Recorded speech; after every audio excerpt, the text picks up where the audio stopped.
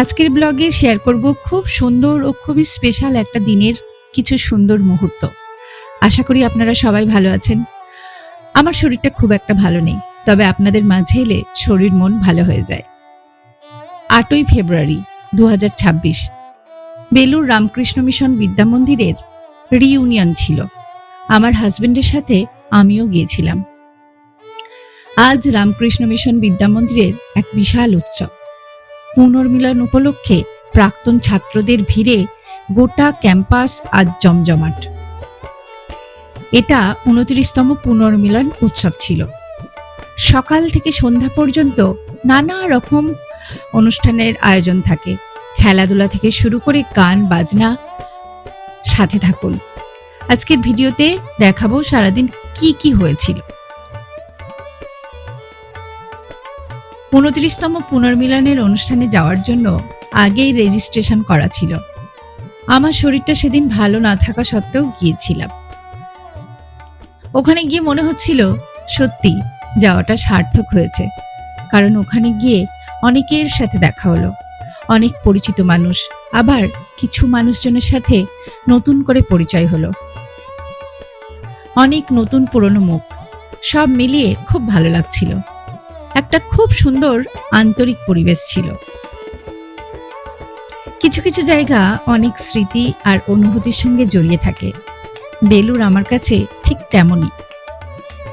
বেলুরের সাথে আমার অনেক স্মৃতি জড়িয়ে আছে। আমার কর্তামশাই ওখানে পড়াশোনা করেছেন, আবার ফার্স্ট জব ওখানেই ছিল। তাই এই জায়গাটার সঙ্গে একটা আলাদা টান সব সময় অনুভব করি। তাই এই ব্লগটা আমার কাছে খুবই স্পেশাল।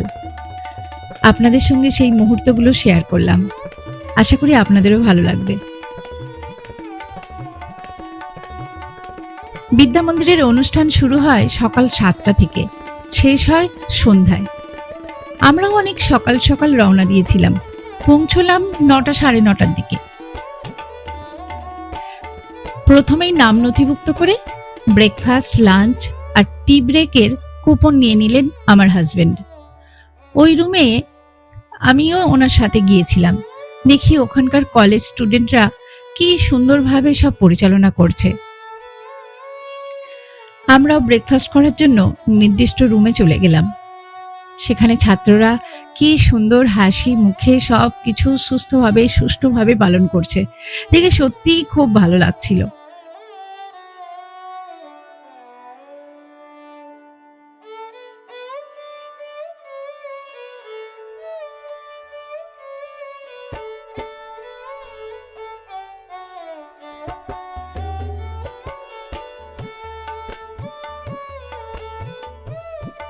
ওদের পরিশ্রম, ডিসিপ্লিন আর সিনসিয়ারিটি আলাদা করে চোখে পড়ছিল। খাওয়া দাওয়া সেরে আবার ঘুরে নিলাম বিদ্যা মন্দিরের প্রাঙ্গণটা, ক্লাসরুম, টিচার্স রুম, আর সাথে সাথে শুনছিলাম আমার হাজবেন্ডের স্মৃতিচারণা। এই জায়গাটাতে এলেই মনে পড়ে এর সাথে জড়িয়ে থাকা স্মৃতি, অনেক অনুভূতি এবং অনেক পথ চলার গল্প। আপনাদের কেমন লাগছে বিদ্যা মন্দিরের এই দৃশ্যগুলো? অবশ্যই কমেন্ট করে জানাবেন।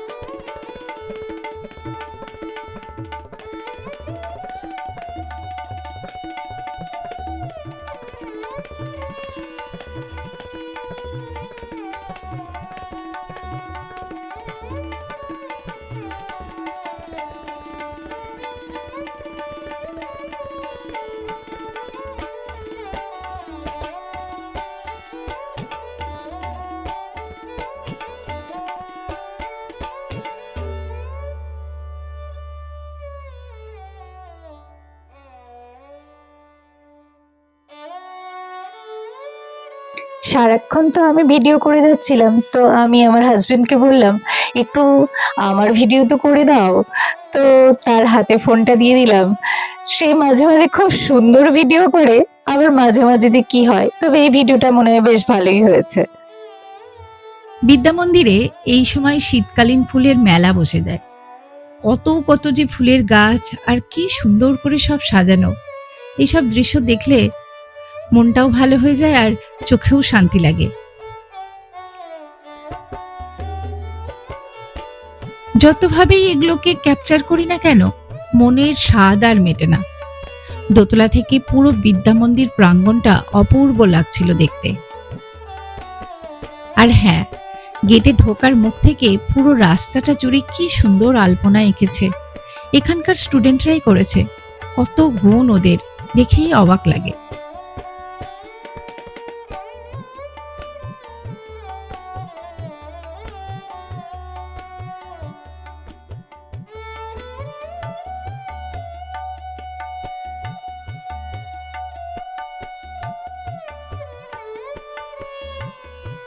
সবাই সবার পরিবার নিয়ে ওই দিন বিদ্যা মন্দিরে আসেন। সবাই সবার সাথে পরিচিত হন। খুব সুন্দর ও আন্তরিক পরিবেশ চারিদিকে, দেখে সত্যি ভীষণ ভালো লাগে।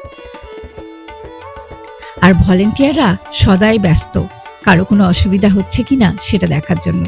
আর প্রত্যেকের মুখে মিষ্টি একটা হাসি, ওটা দেখলেই মন ভালো হয়ে যায়।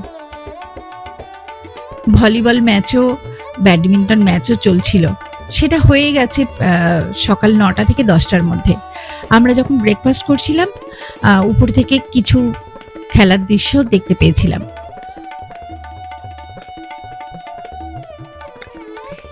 এরপর আমরা গেলাম অডিটোরিয়ামে। সেটা বিদ্যা মন্দির থেকে বেরিয়ে রাস্তার উল্টো দিকে। ওখানে গিয়েও কিছু ছবি ভিডিও তুললাম। তারপর কালচারাল প্রোগ্রাম দেখলাম। অনেক সুন্দর হয় এই পুরো অনুষ্ঠানটা। অনেকে তাদের পুরনো স্মৃতিচারণা করেন, অনেকে গান করেন, কিছু কিছু বিষয়ে বক্তব্য রাখেন। আর সব থেকে ভালো লাগে 8 থেকে 80 সবার এই মহামিলন উৎসব।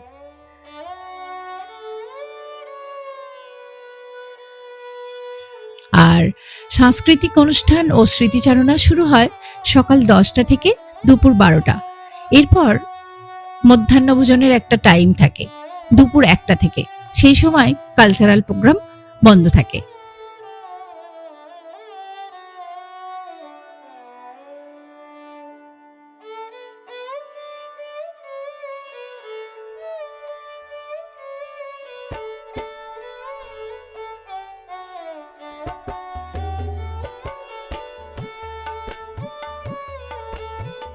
এই যে রুমটা দেখা যাচ্ছে, এখানে আমার ছেলে 1 সপ্তাহ ছিল।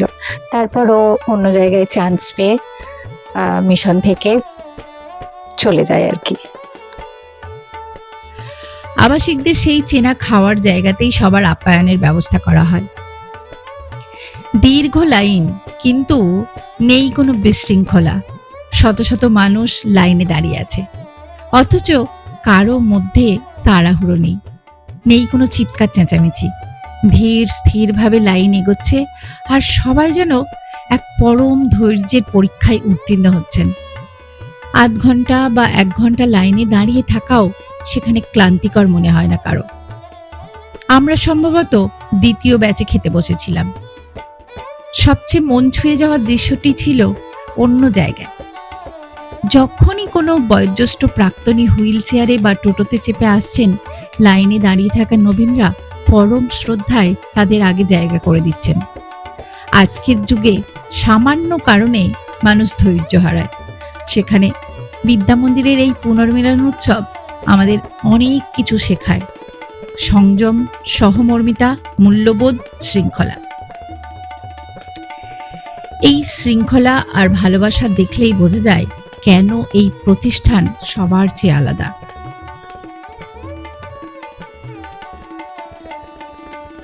এই পুকুর নিয়ে আমার হাজবেন্ডের অনেক স্মৃতি আছে। তো যখনই আমি আসি, এই পুকুরটার পাড়ে একবার অন্তত আসি।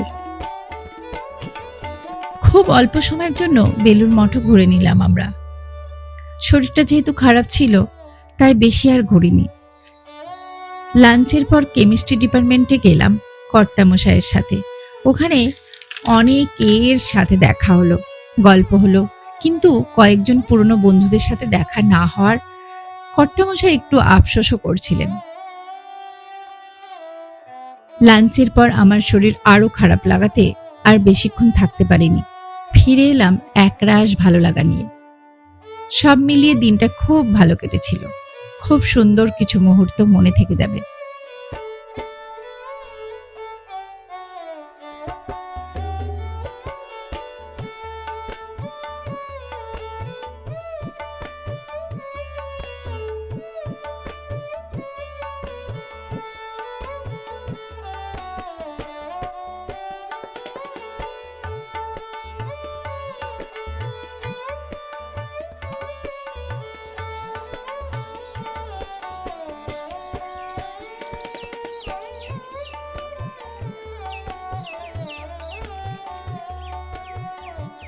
নাম নাম নাম নাম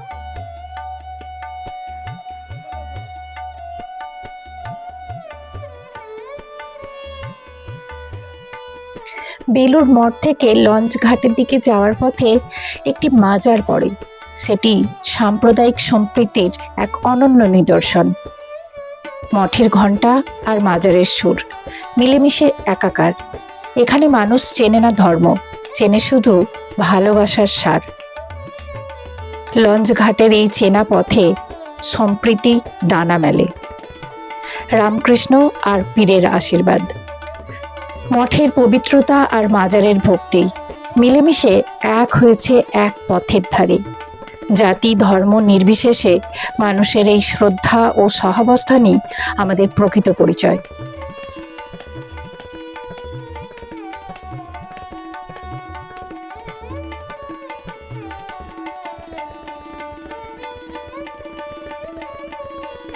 ভিডিওটি কেমন লাগলো অবশ্যই কমেন্টে জানাবেন। ভালো লাগলে লাইক কমেন্ট শেয়ার করবেন, আর নতুন বন্ধু হলে চ্যানেলটা সাবস্ক্রাইব করে আমার পাশে থাকবেন। সবাই ভালো থাকবেন, সুস্থ থাকবেন, সবাই সবার পাশে থাকবেন। অবশ্যই মুনমুনস ফ্যাশনের সাথে থাকবেন। দেখা হচ্ছে পরের ভিডিওতে।